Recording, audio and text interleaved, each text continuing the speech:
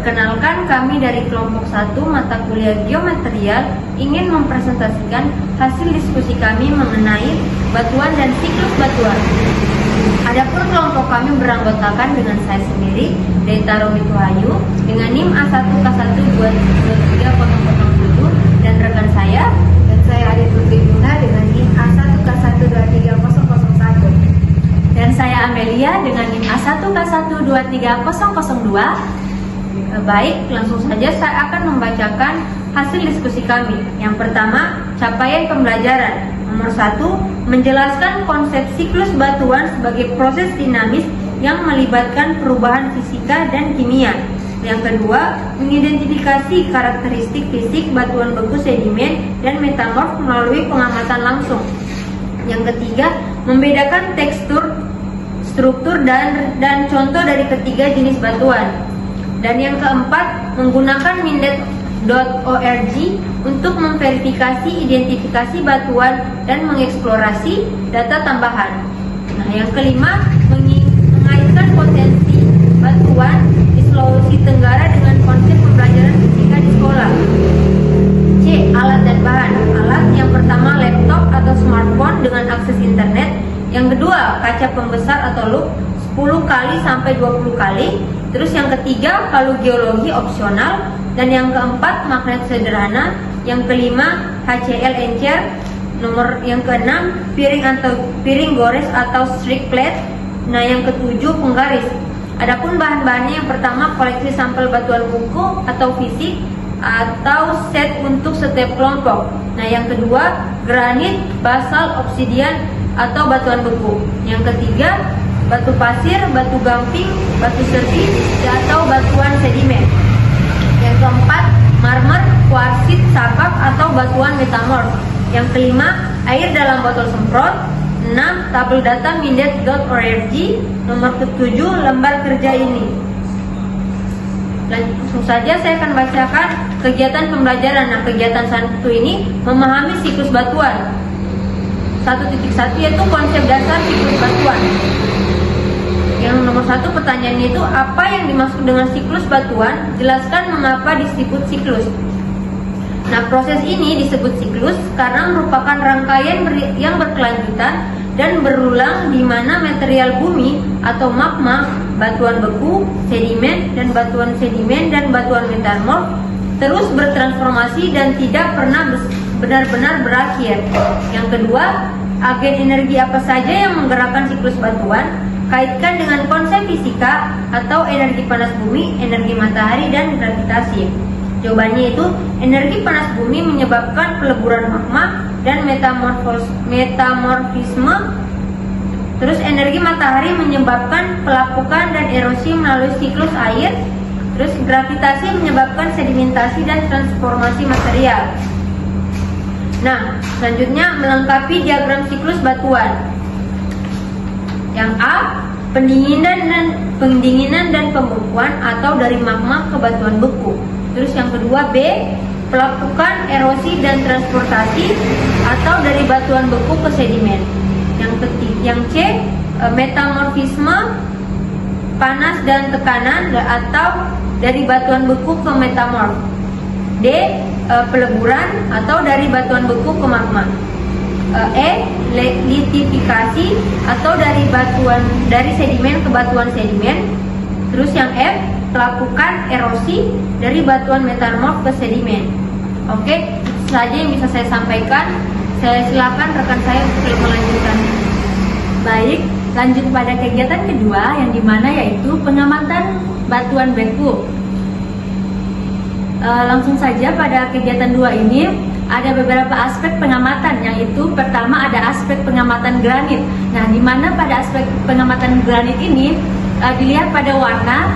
Dia untuk warnanya itu abu-abu terang, kemudian teksturnya itu kasar, kristalnya terlihat, ukuran kristalnya besar, raba permukaannya kasar, beratnya itu berat, ada lubang gas tidak ada. Kemudian jenis batuan beku instruksif. Kemudian untuk aspek pengamatan basal, warnanya itu hitam, teksturnya halus, kristalnya tidak jelas, ukuran kristal sangat kecil, raba permukaan halus, untuk beratnya itu berat, ada lubang gas, kurang ada. Kemudian untuk jenis batuan bekunya itu instruksif. Kemudian untuk absek pengamatan obsidian, warnanya itu hitam mengkilap, teksturnya itu sangat halus. Kemudian kristalnya tidak terlihat, ukuran kristalnya amorf, raba permukaan licin. Kemudian untuk beratnya itu sedang, dan lubang pada gas itu tidak ada, dan jenis batuan bekunya itu instruksif. Kemudian di sini ada beberapa pertanyaan analisis. Yang pertama itu pertanyaannya adalah mengapa granit memiliki kristal yang besar dan jelas, sementara basalt dan obsidian memiliki kristal yang sangat halus atau bahkan tidak ada kristal. Nah, hubungkan dengan laju pendinginan magma. Nah, di sini jawabannya yaitu granit memiliki kristal besar, pendinginan magma berlangsung lambat di dalam bumi, sedangkan basalt dan obsidian cepat di permukaan sehingga kristalnya kecil atau tidak terbentuk. Kemudian untuk pertanyaan kedua yaitu manakah dari ketiga batuan ini yang paling keras? Uji dengan pisau baja atau kaca. Apa hubungannya dengan komposisi mineralnya? Jawabannya yaitu paling keras obsidian atau granit. Hal ini karena kandungan silika tinggi dan mineral kuarsa yang keras. Kemudian lanjut pada kegiatan ketiga, yaitu di mana kegiatan ketiga ini pengamatan batuan sedimen. Aspek pengamatannya ada 3. Yang pertama itu absek pengamatan batu pasir. Nah, di sini batu pasir berwarna coklat, tekstur permukaannya itu kasar berbutir, kemudian terasa kasar, butirannya terlihat, beratnya itu sedang, uji HCl-nya tidak bereaksi, uji goresnya pun tidak. Kemudian lanjut pada batu gamping. Nah, batu gamping ini berwarna putih atau abu, tekstur permukaannya itu halus sampai agak kasar, kemudian terasa halus, kemudian butirannya tidak terlihat, dan beratnya itu ringan. Kemudian untuk uji HCl-nya itu bereaksi, dan uji goresnya itu tidak bereaksi. Kemudian terakhir pada absek pengamatan batu serpi. Nah, pada batu serpi ini warnanya itu abu gelap, kemudian tekstur permukaannya itu sangat halus berlapis, kemudian terasa halus, butirannya itu sangat halus, beratnya itu ringan. Kemudian untuk uji HCl-nya itu tidak bereaksi, dan uji goresnya ya bereaksi. Kemudian ada beberapa uji khusus, yaitu pertama ada uji HCl pada batu gamping. Pertanyaannya itu teteskan HCl encer pada permukaan batu gamping, apakah yang terjadi? Jelaskan reaksi kimianya. Nah, pada uji HCl pada batu gamping ini terjadi gelembung, yaitu reaksi CO2, di mana untuk reaksi kimianya itu CaCO2 tambah HCl menghasilkan CO2 tambah H2O tambah CaCl2. Kemudian uji tekstur batu pasir. Nah, gosokkan jari pada permukaan batu pasir, apa yang Anda rasakan? Apa artinya? Nah, pada uji tekstur batu pasir ini terasa kasar, dan artinya itu menunjukkan bahwa butiran pasir. Kemudian yang terakhir itu ada uji gores batu serpi. Nah, goreskan batu serpi pada kertas atau tangan Anda. Apa meninggalkan bekas dan mengapa? Ketika batu serpi digoreskan pada permukaan, akan meninggalkan bekas goresan atau serbuk halus karena batu serpi tersusun dari partikel sangat halus atau lempung. Kemudian lanjut pada kegiatan keempat, yaitu pengamatan batuan metamorf. Di sini ada beberapa aspek pengamatan. Yang pertama itu ada marmer. Nah, marmer ini berwarna putih, tekstur permukaannya itu halus, kristalnya ada, namun tidak berfoliasi. Kemudian untuk uji gores atau kekerasannya itu sedang. Batuan asal itu dia berasal dari batu gamping. Perubahan dari batuan asal itu dari lunak menjadi lebih keras, struktur berlapis menjadi kerastalin dan menjadi kalsit mengalami krisistalisasi. Kemudian untuk kuarsit, dia berwarna abu atau terang. Kemudian tekstur permukaannya itu kasar, kristalnya itu terlihat. Kemudian apakah berfoliasi? Tentu tidak. Kemudian untuk kekerasan atau uji goresnya sangat keras. Batuan asalnya itu dia berasal dari batu pasir. Kemudian perubahan dari batuan asal itu dari butiran pasir menyatu kuat menjadi sangat keras dan tidak mudah hancur seperti batu pasir. Kemudian terakhir itu ada aspek pengamatan sabak.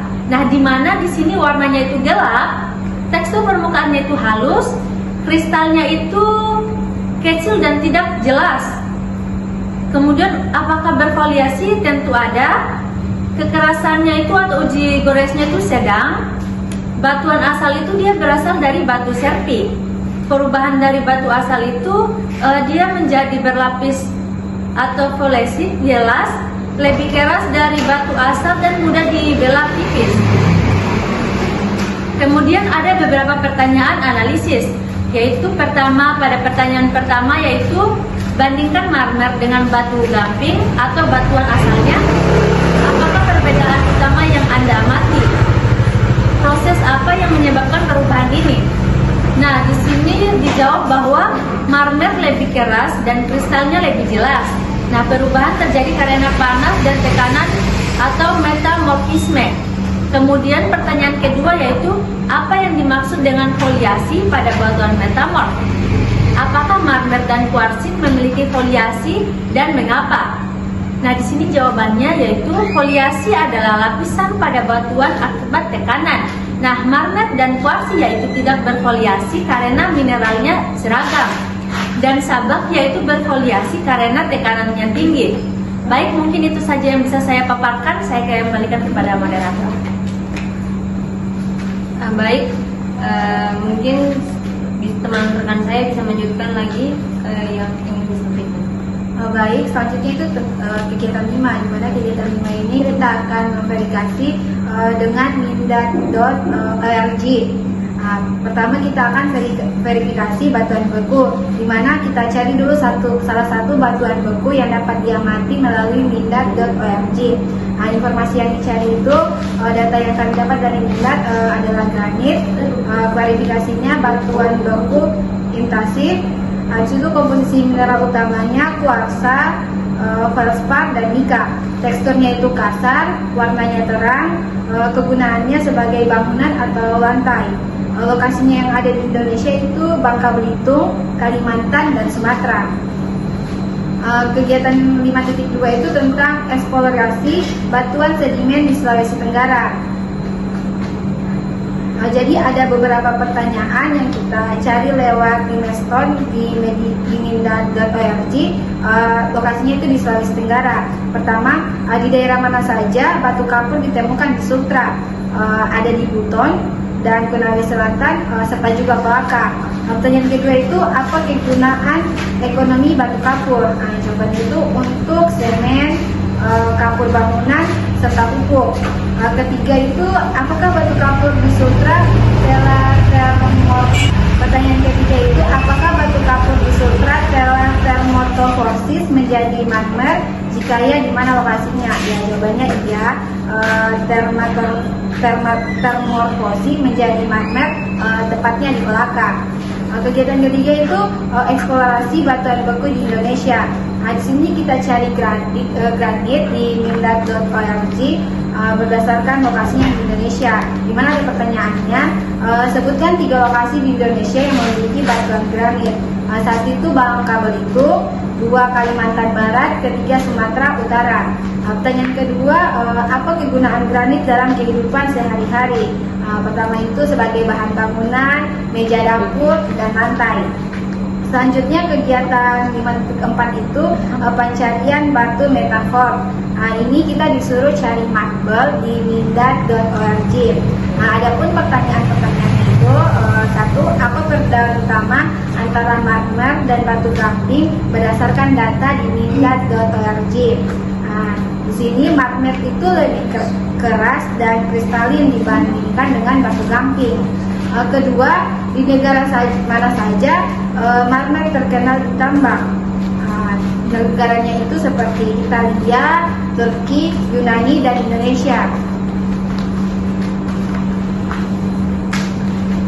Selanjutnya kita masuk di kegiatan 6 tentang integrasi atau proyek pembelajaran fisika. Jadi tugasnya itu kita akan rancang satu aktivitas eksperimen yang mengaitkan salah satu batuan tersebut dengan konsep fisika. Nah, tapi kita memilih salah satunya. Jadi konsep fisika yang kami ambil sebagai rancangan itu mengukur massa dan volume batu kapur untuk menunjukkan massa jenisnya. Itu sebagai massa jenis. Terus kedua itu ada konduktivitas termal, di mana rancangan eksperimennya itu menguji kemampuan batu kapur menghantarkan panas dengan memanaskan salah satu sisinya. Ketiga itu konsep fisikanya kemagnetan, di mana rancangan eksperimennya menguji pasir besi menggunakan pasir besi menggunakan magnet untuk melihat sifat kemagnetannya. Keempat itu konsep fisika kekerasan materialnya, di mana rancangan eksperimennya itu menguji kekerasan batu seperti magnet atau kuarsit dengan menggoreskan menggunakan benda lain. Sementara untuk format rancangannya itu aspek yang dipilih itu konsep fisika yang dipilih seperti apa. Jadi rancangannya itu ada massa jenis atau identitas. Batuan yang digunakan adalah batu kapur. Alat dan bahannya itu ada neraca, gelas ukur, air, dan batu kapur. Untuk alat kerjanya itu pertama menimbang massa batu kapur menggunakan neraca. Kedua mengisi gelas ukur dengan air untuk mencatat volume awalnya. Ketiga, menghitung volume batu dari selisih volume air dari awalnya tadi. Selanjutnya itu menghitung volume batu dari selisih volume air. Jadi hasil yang diharapkan di sini kita dapat mengetahui nilai jenis batu kapur. Untuk pertanyaan diskusi untuk siswa itu ada dua. Pertama, mengapa massa jenis tiap batu itu berbeda? Kedua, apakah pengaruh porositas terhadap massa jenis? Untuk keterkaitan dengan siklus batuannya adalah batuan kapur merupakan batuan sedimen yang terbentuk dari proses pengendapan. Sekarang kita masuk di kegiatan 7 yaitu refleksi dan kesimpulan. Pertama kita akan melakukan refleksi pengalaman belajar, di mana pertanyaannya mana yang lebih membantu pemahaman Anda, pengamatan langsung atau eksplorasi mindat.org. Jelaskan. Di sini jawabannya itu keduanya lebih bagus, di mana pengamatan langsung lebih dipahami karena jenis batuannya langsung dilihat dan bisa dijelaskan. Untuk mindat itu penjelasannya lengkap, di mana di situ ada gambarnya dan penjelasannya tentang batuan. Hanya kita tidak bisa melihat secara langsung untuk batuannya. Pertanyaan kedua refleksinya itu apakah kelebihan dan kekurangan dari masing-masing metode. Jadi metodenya ada dua, pengamatan langsung dan eksplorasi mindat.org. Untuk kelebihan pengamatan langsung itu dia nyata dan jelas. Sementara untuk kekurangannya itu kita membutuhkan alat yang lebih untuk mengekspor di alamnya. Sementara untuk eksplorasi mindat.org kelebihannya itu datanya lengkap, hanya kekurangannya tidak dapat dilihat secara nyata untuk batuannya. Pertanyaan ketiga itu, jika Anda harus memilih hanya satu metode karena keterbatasan waktu atau sumber daya, mana yang akan dipilih sebagai guru dan mengapa? Kalau dari jawabannya akan dipilih di sini itu pengamatan langsung karena lebih mudah dipahami siswa dan kita juga dapat bisa mengeksplor alam bersama-sama termasuk guru dan siswanya. Jadi dari penjelasan kegiatan 1 sampai kegiatan 7 ini dapat kami tuliskan 3 kesimpulan, di mana siklus batuan adalah proses perubahan batuan yang berlangsung terus-menerus dari batuan beku, sedimen hingga metamorf melalui pelakukan endapan, serta tekanan dari suhu tinggi. Kesimpulan kedua itu setiap jenis batuan memiliki ciri khas yang berbeda-beda sesuai dengan proses terbentuknya, baik dari segi tekstur, ukuran, butir maupun kekerasannya. Kesimpulan ketiga itu proses fisika dan kimia sangat berperan dalam perubahan batuan dan pemahamannya dapat diperoleh melalui pengamatan langsung maupun lewat sumber digital atau internet. Baik, itu saja yang dapat kami sampaikan pada LKN ini. Selebihnya saya serahkan ke moderator. Baik, mungkin itu saja yang dapat kami sampaikan. Lebih dan kurangnya mohon dimaafkan. Wabillahi taufiq wal hidayah. Wassalamualaikum warahmatullahi wabarakatuh. Terima kasih.